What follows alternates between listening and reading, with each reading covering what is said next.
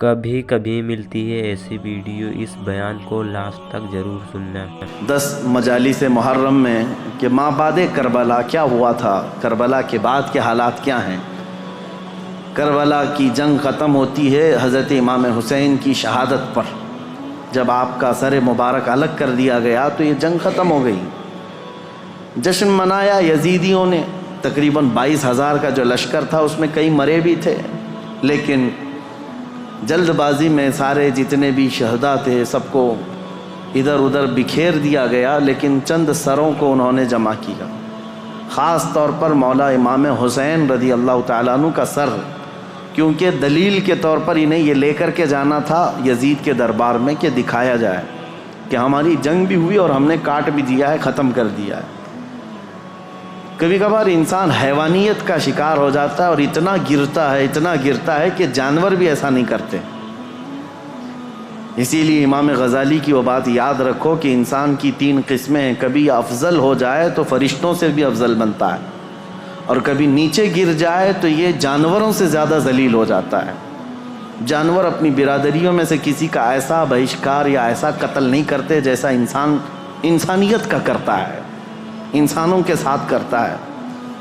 تو بہرحال جس نبی کا کلمہ پڑھتے تھی یہ جماعت، اس نبی کے اس نواسے کو جس کو رسول اللہ بے حد محبت کرتے تھے اور جس کے متعلق یہ فرمایا تھا کہ یہ جنتی جوانوں کا سردار ہے، اس کو کاٹ کر کے لے جا رہے ہیں، سر بھی لے کر کے جا رہے ہیں ساتھ میں۔ اور جب کربلا سے نکل کر کے یہ سب سے پہلے آئے تھے کوفہ کی سرزمین، یہیں تو امام حسین کو بلایا گیا تھا کہ آپ آ جائیے، یہاں سے آپ کو امیر المومنین منتخب کیا جائے گا۔ اسی کوفہ میں امام حسین کا سر لایا گیا تھا۔ کوفہ والوں پر اہل بیت اطہار کی طرف سے ایک غضب بھی ہے، اور آج دنیا میں دھوکے کے نام سے اگر کوئی چیز جانی جاتی ہے تو کوفہ، کسی کو اگر کہہ دیا جائے کہ کوفی ہے تو ایک محاورہ ہے، مثل بن گئی ہے کہ دھوکہ دینے والے کو کہتے ہیں، کیونکہ وہ دھوکے میں مشہور ہو گئے ہیں، بہت مشہور ہو گئے۔ تو کوفہ میں جب سر لایا گیا تو لوگوں کا ایک تانتا بند گیا دیکھنے کے لیے، اور عبید اللہ بن زیاد جو وہاں کا گورنر تھا اس کے پاس سر رکھا گیا تو اس نے اس کی بے حرمتی بھی کی، کہا حسین اگر تم یہاں نہ آتے تو تمہارے ساتھ یہ نہ ہوتا۔ اس وقت مسجد میں ایک بوڑھے صحابی بیٹھے ہوئے تھے، عبید اللہ بن زیاد امام حسین کو کیا کہہ رہا تھا کہ ختم ہو گیا جھوٹا شخص بھی اور جھوٹے کا بیٹا بھی، نعوذ باللہ۔ یہ سیدنا مولا علی کو بھی گالی تھی اور امام حسین کو بھی گالی تھی۔ صحابی رسول کو برداشت نہ ہوا، 80 سال کی عمر کے تھے، مسجد میں کھڑے ہو گئے، کہا وہ ابن مرجانہ، اس کی ماں کا نام مرجانہ تھا، اس کے باپ سے لوگ جب کسی کو عربی میں گالی دی جاتی تھی تو ماں کا نام لے کر کے کہتے کہ باپ کا پتہ ہی نہیں۔ وہ ابن مرجانہ کہ تو جس کے بارے میں کہہ رہا ہے وہ اس روئے زمین میں سب سے اعلیٰ، اس کا باپ سب سے اعلیٰ اور اس کا نانا سب سے اعلیٰ ہے، جس حسین کے بارے میں تو کہہ رہا ہے۔ اور میں گواہی دیتا ہوں اے کوفہ والو، یہ عبید اللہ بن زیاد کذاب ہے، دجال ہے، اور دجال کا بیٹا ہے، کذاب ابن کذاب ہے۔ انہوں نے اپنا حق ادا کیا، بھری محفل میں بھی حق بات کھڑے ہو کر کہہ دینا۔ عبید اللہ بن زیاد نے اس بوڑھے صحابی کو اسی مجلس میں قتل کروا دیا، 80 سال کی عمر کے تھے۔ دیکھیں ہر زمانے میں حق بات کو ایکسیپٹ کرنے والے اور بڑھ چڑھ کر اعلان کرنے والے موجود رہیں گے، بزدل چاہے جتنے بھی بن جائیں، لیکن کوئی نہ کوئی مجلس میں رہے گا، کیونکہ اللہ کا دین ہے اور صبح قیامت تک اللہ حق بولنے والوں کو زندہ رکھے گا۔ پھر اس کے بعد یہ سر امام حسین کا دمشق لایا گیا جو ملک شام کی راجدھانی ہے۔ دمشق میں یزید کا تخت خلافت تھا، وہاں پہلے ہی سے لوگوں میں اعلان ہو گیا تھا کہ کربلا میں جو جنگ ہوئی اس میں لٹا ہوا قافلہ آ رہا ہے، امام حسین کو، ان کے سر کو اور ان کے خاندان کی بیویوں کو اور ان کے بیٹوں کو قیدی بنا کر لایا جا رہا ہے۔ امام زین العابدین امام حسین کے بیٹے جو بیمار تھے کربلا میں، وہ جنگ میں میدان میں نہیں اترے، بیماری کی عالم میں ویسی رہے، اور وہ بھی چل کر کے دمشق پہنچے۔ وہاں پر بتایا گیا ہے دمشق شہر میں تاشے بج رہے تھے، ڈھول بج رہے تھے، باجے بج رہے تھے، امام حسین کا سر آ رہا ہے تو ایک جلوس کی شکل تھی، لوگ اپنی اپنی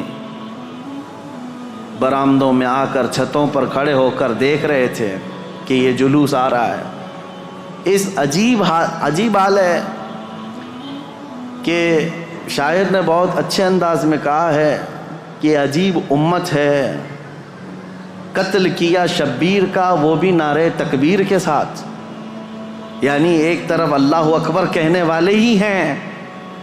اور اسی رب ذوالجلال کے سب سے پیارے محبوب صلی اللہ علیہ وسلم کے نواسے کا قتل کر رہی ہے امت، اور پھر اس کے بعد اس کو گھما بھی رہی ہے۔ جب لایا گیا دمشق تو یہ حالات تھے کہ باجے بج رہے ہیں، ڈھول بج رہے ہیں، تاشے بج رہے ہیں، اور یزید کے دربار میں یہ لٹا ہوا قافلہ جب پہنچا تو یزید نے مگرمچھ کے آنسو بہائے اور کہا حسین اگر تم بغاوت نہ کرتے تو یہ حالات نہ ہوتے، اور اگر میرے سامنے آ جاتے تو میں قتل کا حکم نہیں دیتا۔ یہ سب حالات لکھے ہوئے ہیں، لیکن میرے عزیزو ایک بات ہے میں یہاں پر کلیئر کر دیتا ہوں۔ بعض ایسے لوگ ہیں جو تحقیقات کی بنیاد پر یہ کہتے ہیں کہ یزید تو افسوس کر رہا تھا امام حسین کے قتل پر، وہ راضی نہیں تھا۔ ہم کہتے ہیں یہ قتل ہو جانے کے بعد آنسو بہانا اور راضی نہ ہونے کا ڈھونگ کرنا یہ بات الگ ہے۔ اگر یزید حقیقت میں راضی نہیں تھا تو امام حسین کے قتل کے سلسلے میں جتنے کوفہ میں گئے تھے ان کو پکڑ کر سزا بھی تو دے سکتا تھا، لیکن سزا کسی کو نہیں دی گئی۔ اس کا کیا مطلب ہے؟ ایک طرف تم رو کر کے لوگوں کو بتا رہے ہو کہ میں اس سے راضی نہیں تھا، اگر تم راضی نہیں تھے تو عبید اللہ بن زیاد، عمر بن سعد، شمر، خولی، یہ جن لوگوں نے مولا حسین کے ساتھ ظلم کیا اور ان کے بچوں کو مارا ہے، یزید بھرے دربار میں بلا کر کہتا کہ انہوں نے میری رضا کے خلاف کام کیا ہے، رسول اللہ کے بیٹے کا قتل کیا، لہٰذا ان کا قتل ہوگا، کہیں تاریخ میں نہیں ملتا ہے۔ تو لہٰذا یہ ڈھونگ رچانا یہ ایسا ہی ہے میرے عزیزو کہ صرف اتنا بیان دے دینا کہ ہمیں کھیت ہے، ہمیں افسوس ہے، یہ تو پولیٹیشین جیسے آج بھی کرتے ہیں، سیاسی لوگ، قتل ہو جائے پورا کا پورا گاؤں جل جائے اور اس کے بعد تم ایک اسٹیٹمنٹ دے دو کہ ہمیں کھیت ہے، ہمیں افسوس ہے اس بات کا، تو کیا اتنا کہہ دینے سے ساری چیزیں ختم ہو جائیں گی؟ اسی لیے میں نے تقریر کی شروع میں ہی کہا لمحے نے خطا کی صدیوں نے سزا پائی۔ کبھی ایک لمحہ خطا ہو جاتی ہے اور اس کی سزا قیامت تک قائم رہتی ہے۔ یہی یزید نے کیا، 3 سالہ دور تھا اس کا، صرف تاریخ میں موجود ہے اس کی حکومت صرف 3 سال چلی، لیکن ان 3 سالوں کے اندر جو اس نے ہولناک یہ حادثہ کیا ہے تو اس کی مذمت اور اس کی وجہ سے اس پر لعنت یہ صدیوں تک جاری رہے گی۔ امام حسین کا سر مبارک جب آیا وہاں پر تو عجیب حالات تھے، کچھ صحابہ بھی وہاں موجود تھے، انہوں نے یہ روایت بھی بیان کی ہے۔ دمشق کے دربار میں جب امام حسین کا سر لایا گیا اس وقت سیدہ زینب رضی اللہ تعالی عنہا نے ایک خطبہ دیا تھا وہاں یزید کے دربار میں، پردے میں تھیں لیکن انہوں نے حالات بیان کیے تھے، وہ کرب ہے، وہ درد ہے ان کے خطبے میں، انہوں نے جھنجھوڑ رکھا تھا، حتیٰ کہ جو یزیدی دربار میں کھڑے تھے وہ بے اختیار رونے لگ گئے تھے، چاہے جیسا بھی پتھر دل ہو لیکن پگھل گیا تھا۔ تو یزید نے یہ دیکھا کہ ہمارے یہاں پر حالات خراب نہ ہو جائیں، اس نے یہ سارا نظام بند کروا دیا، لوگوں کو باہر کروا دیا۔ تو امام حسین کے سر کو بار بار وہ چھڑی لگا کر بات کرتا تھا، اور اس کے بعد تاریخ میں یہ موجود ہے کہ امام حسین رضی اللہ تعالیٰ عنہ کا سر مبارک، اس میں روایات میں اختلاف ہے، بعض نے کہا امام زین العابدین کے ساتھ مدینہ طیبہ لایا گیا،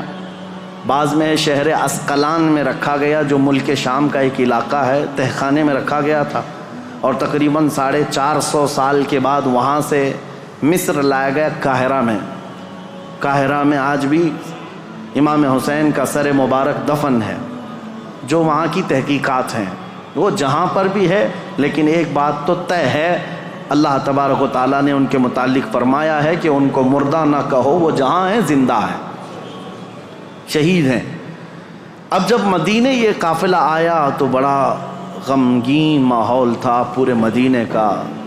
مدینے والوں کو پہلے سے خبر تھی۔ حضرت ام سلمہ رضی اللہ تعالیٰ عنہ میرے آقا صلی اللہ علیہ وسلم کی ایک زوجہ ہیں، حضور کی بیوی۔ ایک مرتبہ حضور اکرم صلی اللہ تعالیٰ علیہ وسلم بیٹھے ہوئے تھے، اچانک آپ کی آنکھوں میں آنسو آئے۔ حضرت ام سلمہ نے پوچھا یا رسول اللہ صلی اللہ علیہ وسلم یہ آنسو کس بات کے؟ کہا کہ مجھے جبرائیل نے آ کر یہ خبر دی ہے کہ میرے اس لخت جگر فاطمہ کے بیٹے کو میری امت شہید کر دے گی، مار ڈالے گی۔ مجھے اس بات کا قلق ہے، دکھ ہے، اور جبرائیل نے ایک شیشی میں مجھے مٹی لا کر کے دی، وہ اس کربلا کے میدان کی، اور وہ حضرت ام سلمہ کو دے دیا۔ حضور نے کہا کہ یہ شیشی سنبھال کر کے رکھنا، جس دن دیکھنا کہ اس کی مٹی لال ہو گئی تو سمجھ لینا کہ میرا بیٹا شہید ہو گیا۔ تو حضرت ام سلمہ رضی اللہ تعالیٰ عنہ اس وقت موجود تھیں، باحیات تھیں، رسول اللہ صلی اللہ علیہ وسلم کی زوجہ۔ وہ کہتی ہیں کہ وہ شیشی میں نے رکھی تھی، اور جس دن یہ کربلا کا واقعہ پیش آیا اس دن انہوں نے خواب بھی دیکھا حضور صلی اللہ تعالیٰ علیہ وسلم کو، کہ نبی کریم صلی اللہ تعالیٰ علیہ وسلم گرد و غبار جھاڑتے ہوئے اپنے لباس کو جھٹکتے ہوئے تشریف لا رہے ہیں۔ تو حضرت ام سلمہ نے حضور کو خواب میں دیکھ کر پوچھا یا رسول اللہ صلی اللہ تعالیٰ علیہ وسلم کون سے لمبے سفر سے آپ تشریف لا رہے ہیں کہ گرد و غبار آپ جھاڑتے ہوئے تشریف لا رہے ہیں؟ میرے آقا صلی اللہ تعالیٰ علیہ وسلم نے فرمایا ام سلمہ، میری امت کے اشقیاء نے میرے بیٹے کو اور میرے خاندان کو کاٹ دیا، قتل کر دیا کربلا کے میدان میں۔ ان کی سب کی لاشیں میں جمع کرتا کرتا سب کو دیکھتا ہوا وہاں سے آ رہا ہوں، کربلا کے میدان سے تھکا ہوا۔ حضرت ام سلمہ کہتی ہیں کہ میں گھبرا گئی، یہ خواب دیکھی تھی رات کو، صبح وہ جلدی اٹھتی ہیں، یہ عاشورہ کا دن تھا، وہ فرماتی ہیں کہ میں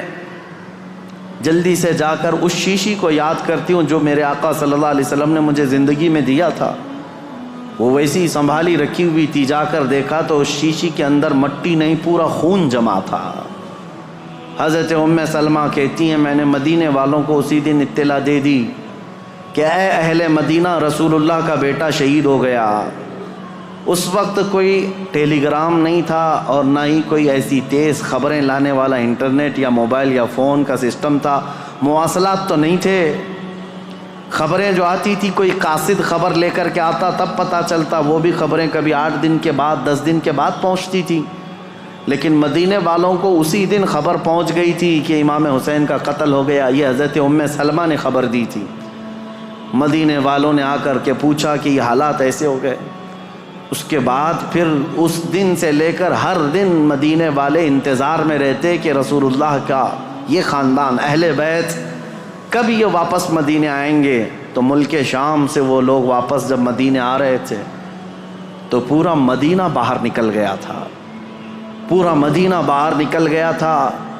اور وہاں پر جو بچی ہوئی عورتیں تھیں سیدہ زینب اور امام حسین شہید کربلا کی 2 بیویاں جو بیوہ ہو گئیں، اور امام زین العابدین اور امام حسن کے 2 بیٹے، چھوٹا سا ایک قافلہ واپس مدینے آ رہا تھا۔ تو مدینے والے کہتے ہیں جیسے ہی وہ قافلہ مدینے کے اندر آیا تو لوگوں کی ایسی چیخیں بلند ہو گئیں، لوگ دیکھتے رہ گئے، کیونکہ رسول اللہ کے گھر کے کچھ افراد مدینے میں ابھی بھی موجود تھے۔ حضرت بی بی صغرا اور امام حسین کی اور ایک بیوی یہاں پر موجود تھی۔ سب انتظار کرتے رہ گئے، اور جیسے ہی یہ لٹا ہوا قافلہ آیا تو مدینے والے کہتے ہیں ایک وہ دن تھا جب رسول پاک صلی اللہ تعالیٰ علیہ وسلم کی وفات ہوئی، اس دن مدینہ سب سے زیادہ رویا تھا، اور دوسرا یہ دن تھا جب امام حسین کا قافلہ، لٹا ہوا قافلہ مدینے میں داخل ہوا تھا تو مدینہ سب سے زیادہ رویا تھا۔ امام زین العابدین بیمار سجاد جیسے ہی مدینے میں داخل ہوئے سیدھے روضہ رسول پر حاضر ہوئے، اپنے اس قافلے کو لے کر روضہ رسول پر حاضر ہوئے۔ لوگ دھاڑے مار مار کر روتے تھے۔ امام زین العابدین کربلا کی پوری داستان رسول اللہ کو سنا رہے تھے کھڑے ہو کر، کہہ رہے تھے یا اللہ کے رسول، نبی محترم، نبی محتشم، آپ کے اس لاڈلے نواسے کو جو آپ کے کندھوں پر بیٹھ کر سواری کرتا تھا، آپ کا وہ لاڈلا نواسا جو آپ سجدے میں جائیں تو پیٹھ پر سوار ہو جاتا تھا، اس لاڈلے نواسے کو اشقیاء کی جماعت نے بغیر پانی دیے، بغیر کھانا دیے ذبح کر دیا۔ اے اللہ کے رسول، ہم نے اپنی آنکھوں سے دیکھا ہے آپ کے اہل بیت اطہار میں سے 6 ماہ کے علی اصغر کو بھی انہوں نے تیروں سے چھلنی کر دیا۔ آپ کے گھر کے ہر جوان بچے کو گھوڑوں پر سے دوڑا کر کے ان کی لاشوں کی بے حرمتی کر دی۔ جب امام زین العابدین رو رو کر کے یہ بیان کرتے تو مدینہ، جتنے لوگ تھے مدینے کے وہاں موجود، سب چیخیں بلند ہو گئی۔ کئی لوگ تو وہاں غش کھا کر گر گئے تھے اس غم کی داستان پر۔ اس کے بعد امام زین العابدین جب تک زندہ رہے، کبھی ان کو کسی نے ہنستے ہوئے نہیں دیکھا، کبھی مسکراتے ہوئے نہیں دیکھا۔ بعض روایتیں بتاتی ہیں کہ امام زین العابدین رضی اللہ تعالیٰ عنہ کو لوگ ہنسانے کی کوشش کرتے ہیں، کہتے کہ وہ حالات ہو گئے ختم، اب تو آپ معمول کے حالات پر آ جائیں۔ آپ یہی فرماتے کہ جس کے سامنے اس کے گھر کے سارے افراد کو 3 دن کی پیاس اور بھوک کے بعد ٹکڑے ٹکڑے کر دیے گئے ہوں، اور تم اس شخص سے ہنسنے کی امید رکھتے ہو، اس سے مسکرانے کی امید رکھتے ہو۔ امام زین العابدین کو کبھی کسی نے مسکراتے نہیں دیکھا۔ کبھی وہ کسی قصاب کی دکان کے پاس سے گزرتے تو روتے کھڑے ہو جاتے ہیں۔ قصاب دکانوں پر جیسی امام زین العابدین آتے، گوشت پر چادر اڑا دیتے تھے،